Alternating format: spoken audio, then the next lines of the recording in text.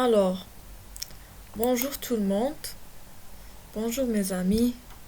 On va continuer dans notre série qui est consacrée à la pneumologie, mais la pneumologie avec détails et plein d'astuces. Alors, le syndrome médiastinal, il fait partie des syndromes les plus importants et les plus répandus dans les clichés. Donc, si c'est pour je m'adresse aux étudiants en quatrième année, externes en quatrième année médecine. Sachez bien que dans vos examens cliniques ou bien pratiques, au moins un seul cliché sera sur le syndrome médiastinal. On commence. Alors, c'est quoi le médiastin? Alors, le médiastin, c'est une région anatomique, bien sûr, et étymologiquement, c'est-à-dire l'origine de ce mot, il est latin, et dans le latin, dire média, la média, c'est le milieu. Donc, le médiastin, c'est un espace creux, au milieu de quoi? Au milieu des deux poumons. On trouve les organes suivants, on trouve le cœur, dans le médiastin, on trouve l'œsophage, derrière le cœur, on trouve la thyroïde en haut, le thymus avec le cœur, quoi d'autre? On trouve les autres vaisseaux, le paquet vasculo-nerveux aussi. Donc, quoi d'autre? Donc c'est un espace qui n'appartient pas aux poumons, c'est un espace isolé des poumons, mais il est entouré par les poumons. Euh, donc quoi d'autre? C'est tout, d'accord? Il est divisé, d'accord, en neuf cadrans, on va les voir après. Donc ici on va découvrir ensemble les bords du médiastin. On a donc à partir de la droite, on va commencer par la droite. Donc euh, premièrement le tronc veineux brachiocéphalique en jaune. Puis on a la veine cave supérieure, on a l'oreillette droite et ça se termine par la veine cave inférieure. Donc le système veineux, il est très très présent à droite. Et comme on a dit dans la vidéo précédente, comment on distingue entre les deux côtés. Ici, quand on voit la coupole, elle est surélevée, c'est la droite. Car, pourquoi? Parce que le foie, c'est une glande très volumineuse qui va pousser vers le haut le diaphragme avec elle. Au côté gauche, on va voir l'artère sous-clavière gauche. On voit pas beaucoup les artères, sauf le bouton aortique qui va nous servir comme une, un repère. D'accord? Donc, rappelez-vous bien de ce bouton. On a le tronc de l'artère pulmonaire, AP, c'est-à-dire artère pulmonaire. Puis, on a ici l'auricule gauche. J'ai pas mentionné ça sur ce schéma parce que tout simplement, on n'a pas besoin de ça. Et le ventricule gauche. D'accord. Une seule remarque, je recherche mon pointeur pour vous montrer quelque chose. Ici, comme point repère, il faut mémoriser le bouton aortique parce que on va diviser le médiastin tout à l'heure. Donc, on a le bouton aortique. On a aussi, il faut distinguer bien la trachée où elle se trouve. Pourquoi? Parce que au-dessous de la carène, ici, au-dessous de la carène, on va voir la partie inférieure. D'accord? On va voir ça tout à l'heure. On continue. Donc, il faut mémoriser ce schéma. les bords, surtout les points repères comme le bouton aortique. D'accord, la trachée elle n'est pas visible, mais on peut la détecter. Donc, quoi d'autre? Donc, c'est ça le médiastin. C'est le milieu, c'est la média. Rappelez-vous bien, c'est la média, c'est pas les deux poumons, d'accord? C'est pas les deux poumons, c'est la média. Donc, dans ce syndrome médiastinal, qu'est-ce qu'on va avoir? On va avoir des clichés sous forme d'opacité médiastinale, c'est-à-dire des opacités qui se collent à ce médiastin. Ils vont se coller. J'ai besoin de mon surligneur. Ils vont se coller comme ça, comme ça, comme ça, comme ça, comme ça, comme ça. Donc, tout simplement. Ah, bon, alors, c'est quoi un syndrome médiastinal? C'est tout processus expansif du médiastin, c'est-à-dire les tumeurs, les adénopathies, les masses vasculaires et les collections. Les tumeurs, ça sera les tumeurs qui sont en rapport avec les organes avoisinants, comme les tumeurs de l'œsophage, les tumeurs nerveuses. On va voir tout ça en détail après. Les adénopathies, parce que le système lymphatique, il est existant. Les masses vasculaires, surtout ici dans le bouton aortique, ici on a beaucoup d'anévrismes aortiques, c'est-à-dire des dilatations de l'aorte, on appelle ça des anévrismes. Et les collections, ça dépend quel genre de collection. On va voir tout ça en détail. La radiographie standard, bien sûr, c'est celle qui va nous orienter vers le syndrome médiastinal quand on est en plein clinique.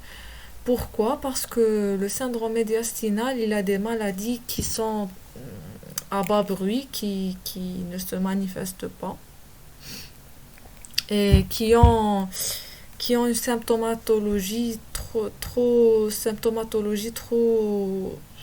silencieuse, on va dire. Donc les objectifs de cette vidéo, ça va être la détection d'une anomalie du médiastin. Ça veut dire quoi un médiastin anormal? La nature de cette anomalie, elle est de quelle nature? Est-ce qu'elle est une tumeur? Est-ce qu'elle est une adénopathie, etc. La localisation, elle est très importante, surtout à notre niveau, comme étant un étudiant en quatrième année médecine, on doit localiser très bien les anomalies. Pourquoi c'est très important à notre niveau? Parce que tout simplement, on a eu les bases radiologiques, comment savoir si on est en antérieur et si on est en postérieur, et par rapport à quel étage, si on est en antérieur dans l'étage supérieur. C'est pas comme les lois, si on est dans l'étage inférieur et si on est dans l'étage moyen, et on a fait tout ça dans la vidéo d'introduction que j'ai faite la plus première. Et proposer une gamme de diagnostics. Je devrais souligner sur une gamme de diagnostics parce que c'est très important. Une gamme de diagnostics parce que d'où la richesse du module de pneumo. Quand on va voir, ou bien on va voir un cliché radiologique, c'est insensé si on propose un seul diagnostic. C'est toujours une gamme de diagnostics, surtout dans ce syndrome, parce que c'est confluent. Il y a un organe derrière un autre. Genre, on a l'œsophage, avant l'œsophage, on a le cœur, à côté du cœur, il y a le thymus, au supérieur. Donc, genre, il y a beaucoup de propositions. D'accord? On va être le plus précis possible, mais ça reste une gamme. On peut pas trancher à partir de la radio. On continue. Donc, on a dit tout ça, on a dit les bords. L'anatomie, je veux pas m'étaler beaucoup parce qu'on va l'apprendre avec le temps. Moi, je détestais de m'élargir beaucoup sur l'anatomie parce que c'est une perte de temps. je préfère me lancer directement dans les clichés et tout, et au fur et à mesure, je cherche qu'est-ce que c'est que ça, parce que l'anatomie, c'est un peu barbant. Si on l'a fait seul, hein, si on l'a fait isolément, je parle pas, mais l'anatomie, elle a son rôle, bien sûr. Alors, ici, je vais... oui, donc ça c'est important. On va diviser maintenant notre médiastin. Alors, on a trois médiastins. On a le médiastin supérieur, il est au-dessus, c'est-à-dire supérieur du bouton aortique. C'est ça ce que je vous ai demandé de vous rappeler. Le moyen, il se situe entre le bouton aortique et la carène. Et l'inférieur, c'est sous la carène. D'accord? Donc, on a le bouton aortique. On a le bouton aortique au-dessous, enfin au-dessus, supérieur ici, c'est l'étage supérieur. Supérieur au bouton aortique, c'est l'étage supérieur du médiastin. Entre le bouton aortique et la carène, celle-ci c'est la carène, hein. C'est ça la carène. Donnez-moi une autre couleur parce que je peux être très très clair. Donc on a cette trachée comme ça. L'union des deux branches, c'est la carène. D'accord? C'est ici la carène. Donc on est là. La carène, elle est là. Ici. La carène. Donc entre ça, c'est le moyen. Et l'inférieur, c'est sous la carène. Vous pouvez... je préfère que vous mémorisez ça, hein. D'accord? Donc on a le médiastin supérieur, donc supérieur au bouton aortique. Entre le bouton et la carène, c'est le moyen. Et sous la carène, c'est l'inférieur. C'est pas difficile. Donc, radiologiquement parlant, ici, on voit ça. D'accord? Donc ici, on est voilà le bouton aortique. Ah, vous détectez ça maintenant. Donc, supérieur au bouton aortique, on est dans le médiastin supérieur et il a ses propres maladies. Entre le bouton aortique et la carène, où est la carène ici? Celle-ci est la carène. Elle est à peine visible, mais on doit la détecter pour décider sur quel étage on est. Et sous la carène, on a l'inférieur, y compris, c'est le cœur et le thymus. Le cœur et le thymus sont au niveau inférieur. D'accord, donc quel genre de maladie on va avoir dans ce syndrome médiastinal? C'est les maladies des organes, hein, c'est tout ce qui est en rapport avec les organes. Avec le cœur, les gros vaisseaux. Les gros vaisseaux, on a dit par exemple la dilatation du bouton aortique, l'anévrisme aortique, respiratoire, tout ce qui est en rapport avec la trachée et ses branches. On a parlé de la carène et tout, donc elle est visible sur la radio. Tant qu'elle est visible, elle doit avoir des problèmes. Non, c'est pas tant qu'elle est visible, elle doit, genre, vu qu'elle est visible, donc si on a un problème avec la trachée, elle va être visible, tout simplement. Donc en arrière, on a l'œsophage et on va savoir comment on voit les problèmes œsophagiques, les pathologies œsophagiques, malgré qu'on est sur un cliché de face. Comment on va savoir qu'il est postérieur? On a fait ça, mais on va le refaire aujourd'hui. Lymphatique, c'est les adénopathies médiastinales, c'est le lymphome. On va voir ça. Le lymphome, ceux qui ont fait le module des bateaux, normalement, ils se rappellent du lymphome. Et le lymphome, je vais vous donner une astuce pour le détecter de première vue. D'accord? Le lymphome, il a un aspect très très spécifique qu'on ne nous donne pas comme étudiant, mais je vais vous le donner. Les thyroïdiennes, c'est le goitre, tout simplement. Et la thyroïde, elle est dans l'étage supérieur. Donc, tout ce qui est opacité dans l'étage supérieur, on va voir qu'il s'agira le plus souvent de goitre. Ici, c'est une planche qui résume la plupart des maladies qu'on va voir. Donc, le médiastin antérieur, c'est-à-dire avec le cœur. Donc, ici, c'est une division verticale et celle qu'on a vue tout à l'heure, c'était horizontale. Donc, tout ce qui est à l'antérieur, au moyen et au postérieur. Le moyen et l'antérieur, c'est la même chose.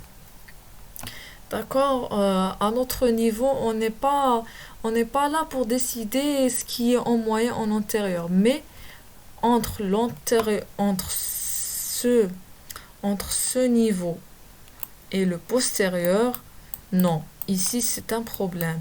Si vous ne savez pas faire la différence entre le postérieur et le reste, non, c'est ça là, le problème. Donc, non, à notre niveau, on doit faire la différence entre cette partie antérieure et moyen, tous ensemble, avec le postérieur. Mais pas entre l'antérieur et le moyen, c'est pas toujours. Comme les kystes, on n'a pas beaucoup de kystes, on va pas faire beaucoup de kystes. Le lymphome, oui, il est présent. Mais à part ça, même en antérieur, il est présent. Donc, quand je vous dis que ce cliché, ce patient, il a un lymphome, on va pas tarder à décider est-ce qu'il est en antérieur ou au niveau moyen. Hein. On va investiguer, hein. Loin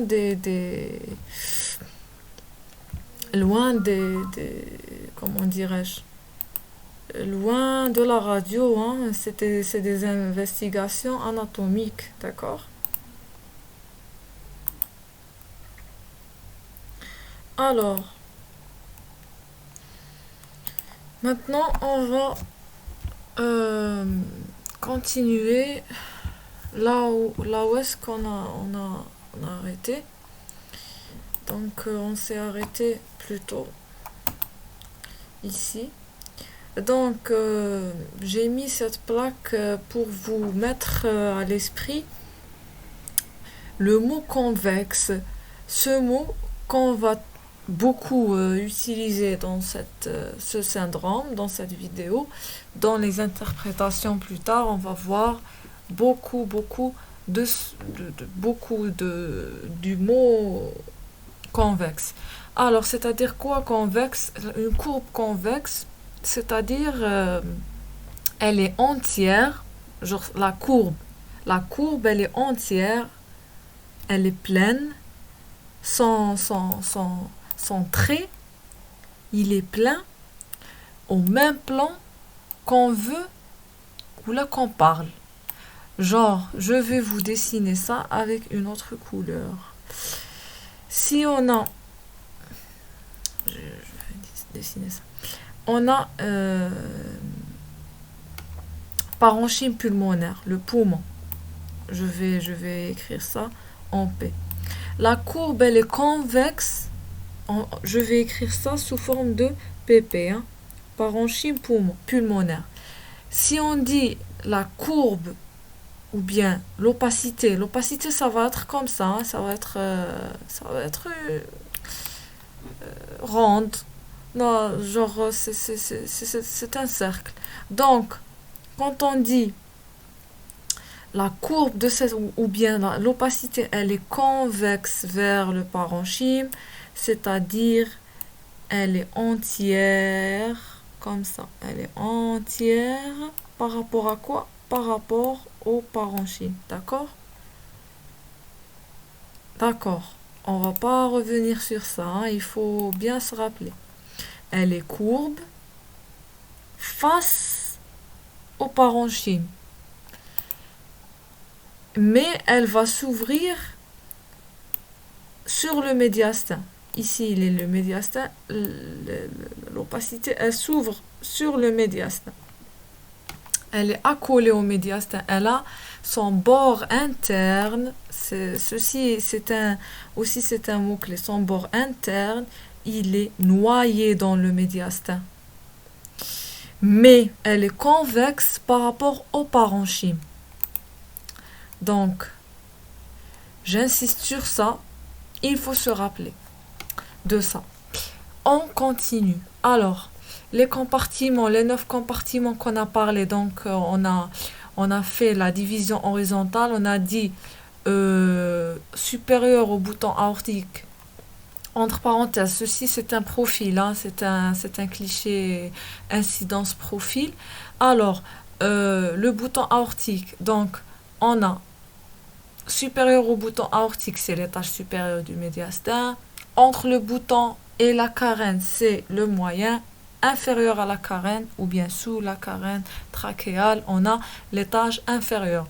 Pour décider si on est en antérieur, en moyen, oh là là, en antérieur, en moyen ou en postérieur, donc on va utiliser les deux lois. Plutôt les trois, ce qu'on a vu dans la première vidéo. Si on est dans l'étage supérieur, on va utiliser comme repère les clavicules. Ici, on voit la clavicule. On va utiliser ça sur un cliché de face. Le cliché de profil, on n'est pas censé à l'étudier. Alors, si on est dans l'étage supérieur, on va utiliser quoi? On va utiliser les clavicules pour voir est-ce qu'on est devant une opacité antérieure ou postérieure. On va voir ça tout en détail. Si on est dans l'étage moyen et inférieur, on est à côté du cœur. Donc ici c'est le signe cervico-thoracique. Si on est en supérieur, moyen et inférieur avec le cœur, on va utiliser le signe de la silhouette. Et le troisième signe qui est le signe de l'iceberg, c'est au-dessous du diaphragme. Donc, si on a un problème, si une opacité elle descend trop, donc elle va perdre son caractère thoracique. Elle ne va pas rester thoracique, elle va être thoraco-abdominale. Le signe de l'iceberg va nous aider. Mais, entre parenthèses, on n'a pas besoin ce n'est pas on n'a pas besoin, non. On n'a pas beaucoup de cas qui vont être dans le plan abdominal parce que c'est l'apanage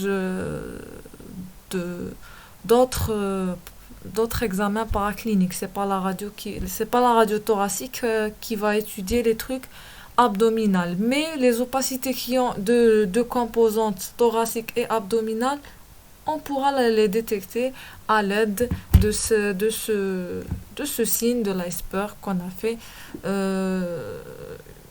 tout à l'heure dans la première vidéo de l'introduction à la radio pulmonaire. Alors ici, c'est la même chose, on a parlé de ça. Ici, c'est les coupes scanners qu'on n'est pas censé apprendre. Ici, on a parlé de ça. Arc aortique, bouton aortique, la carène. Entre les deux, c'est le moyen. Supérieur au bouton aortique, c'est le supérieur. Et sous la carène, c'est l'inférieur. Alors, le compartiment antérieur, qu'est-ce qu'on a? On a le thymus, d'accord, les vaisseaux, les lymphatiques qui sont partout. Le moyen, on a le cœur, le péricarde. Je ne dis pas l'œsophage, hein, c'est pas moi qui a fait ça. C'est le schéma. L'œsophage, il est ici. Enfin, il est dans le schéma, il est trop limité. L'œsophage, il est en postérieur, d'accord? Il n'est pas avec le canal thoracique, mais il est par ici. Donc, c'est le postérieur.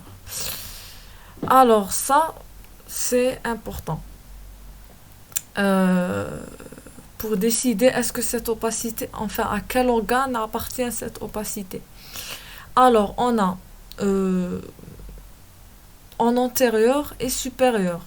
Je sais pas si on a un autre... Non, on n'a pas un autre schéma. D'accord, on va utiliser celui-là. On a là le supérieur, on a Où est la carène? La carène, la carène. D'accord, on va dire comme ça. Donc ça le moyen et ça l'inférieur. Donc dans le supérieur, on a la thyroïde. D'accord, mémorisez ça bien. La thyroïde, ici, c'est mentionné, la thyroïde. Dans le supérieur, antérieur, bien sûr, supérieur. Dans le moyen, on a le thymus. Où je mets ça, c'est-à-dire c'est l'important, hein, c'est surtout pour les étudiants en quatrième année externe en médecine. Vous n'êtes pas censé d'apprendre tous les détails, d'accord? On n'est pas des résidents pneumo, hein. En quatrième année, on est censé de savoir la base, c'est tout. Et ce que je vous donne dans les vidéos, c'est pas que la base, c'est la base détaillée, d'accord? En inférieur, on a, qu'est-ce qu'on a en inférieur? Donc, on a tout ce qui est péricardique. Je mets ça. Je mets ici une croix. L'hypomateuse, non. On va donc, moi, je vous marque. Je mets une marque devant tout ce qui est important et tout ce qui est présent dans les clichés suivants, hein. Je mets pas une marque juste comme ça, une croix. Alors ça, on est dans l'antérieur. Et le moyen. Ici, je vais l'omettre. Non, je le supprime. C'est pas l'œsophage moyen et tout. Non, non, non, non. C'est le postérieur. On a les tumeurs neurogènes, le névrome et l'œsophage. L'œsophage. D'accord? Excusez mon écriture, elle n'est pas belle sur le truc, mais je vous rassure, elle est belle ailleurs. D'accord? Donc, en postérieur, qu'est-ce qu'on doit apprendre? On doit se rappeler qu'on a les tumeurs neurogènes et de l'œsophage, même si on va apprendre ça pour l'écrire sur le diagnostic, hein, ou bien dans la case diagnostic. D'accord? Quand on va appliquer les lois radiologiques et on voit qu'on a une opacité qui est postérieure, dans ce cas-là, on va dire que on est probablement, on a le diagnostic de ce supposition. Soit c'est œsophagique, soit c'est neurologique, d'accord? Et pour le reste, la thyroïde, quand c'est supérieur, c'est le goitre. Quand c'est moyen et c'est inférieur, c'est ou bien le thymus, ou bien le péricarde, ou bien c'est des adénopathies, d'accord? Les ganglions aussi, c'est dans l'antérieur surtout. On a dit le lymphome. Le lymphome, on va voir le lymphome, le truc pathognomonique à propos de lymphome, du lymphome.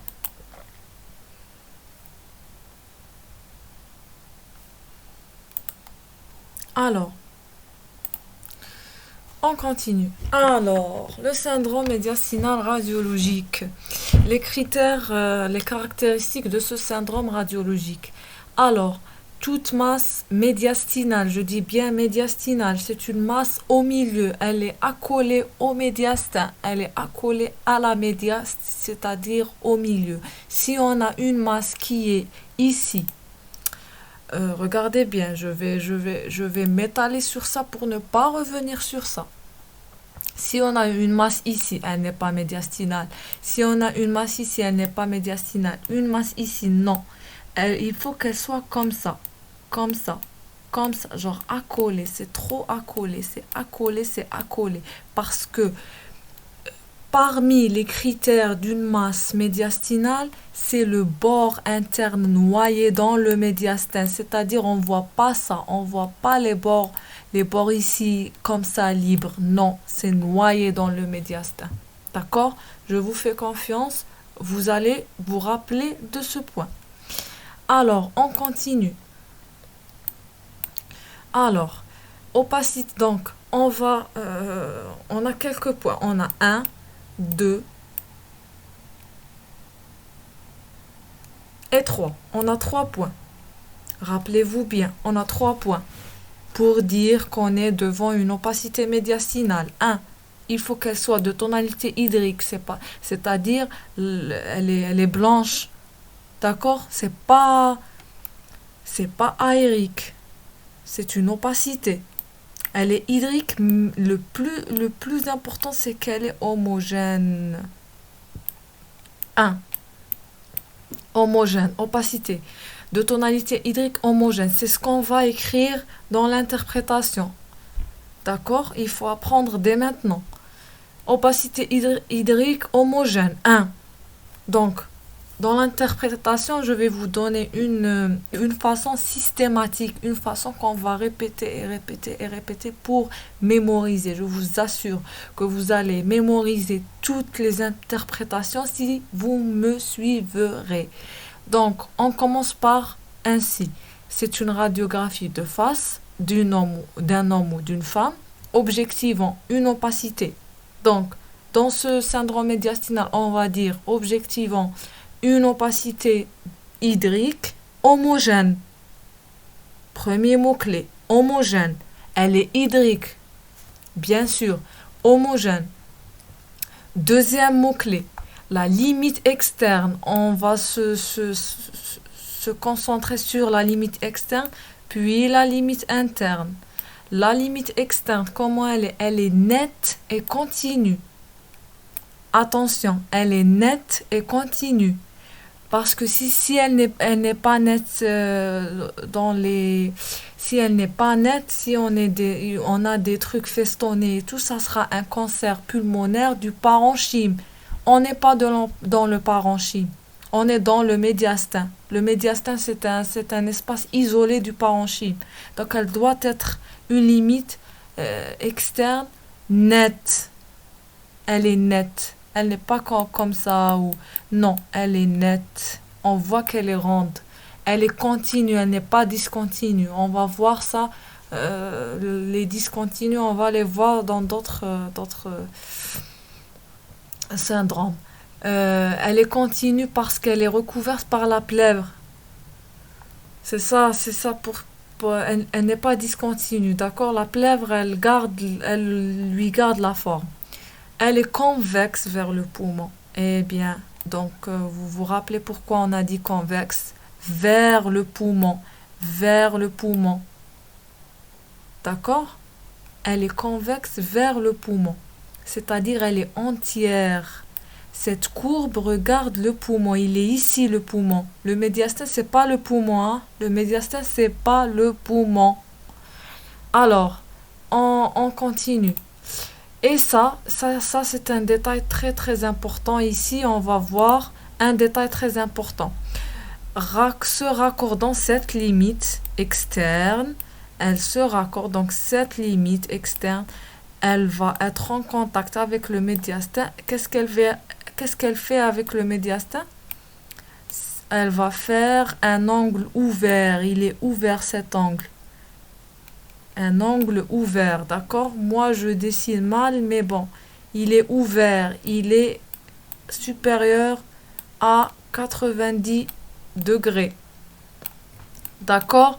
Il faut mentionner ça. D'accord? Pour avoir une note complète pour les étudiants qui sont en 4e année, externe en 4e année, médecine. L'examen de TD se base sur les mots-clés. Je parle aux étudiants des facs algériennes, d'accord? Je ne sais pas comment la notation des autres facs, mais en Algérie, c'est par mots-clés. D'accord, vous allez avoir un cliché en TD et ça va être sous forme d'interprétation comme ça va suivre. Je vous montrerai ça. Alors, on continue. Donc, l'angle de raccordement, il est très important ici, hein, pour qu'on dise qu'elle appartient au médiastin. C'est pas juste comme ça. D'accord? La limite externe, elle doit avoir un angle ouvert avec le médiastin.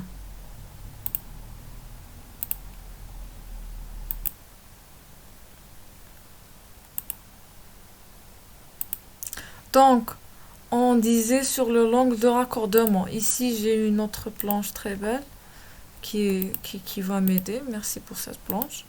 Alors, l'angle de raccordement, pourquoi on s'acharne sur cet angle? Parce qu'on a besoin de ça.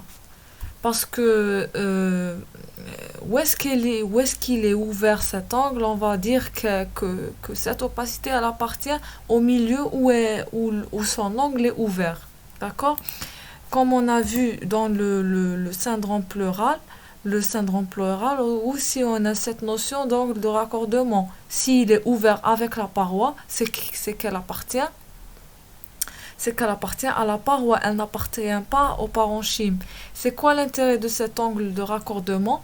C'est que parce que on peut avoir une opacité qui nous semble être médiastinale, mais qu'elle appartient au parenchyme. D'accord? Donc, tout ce qui appartient au parenchyme a un angle aigu. D'accord? Donc, pour avoir une appartenance médiastinale, il faut que cet angle il soit ouvert avec le médiastin. Pour avoir une appartenance à la paroi thoracique dans le syndrome pleural, il faut qu'il soit ouvert avec la paroi. C'est bon. Il n'y a pas plus détaillé que ça, il n'y a pas plus élaboré ou bien vulgarisé que ça. Je vulgarise les données. Ça n'a pas été facile pour moi, je sais, ça ne sera jamais facile si on s'étalera pas comme ça, mais on espère que c'est trop clair. Si c'est pas clair, je suis prête à vous l'expliquer dans la barre de commentaires, je serai à votre disposition. On va pas revenir sur ça. L'angle du raccordement, il doit être ouvert avec le médiastin. D'accord? Ouvert avec le médiastin, c'est-à-dire il fait partie du médiastin. C'est bon. On continue. Donc, juste une info. La première partie du syndrome médiastinal est finie ici. Pourquoi? Parce que ce qui reste, c'est des clichés. Et YouTube ne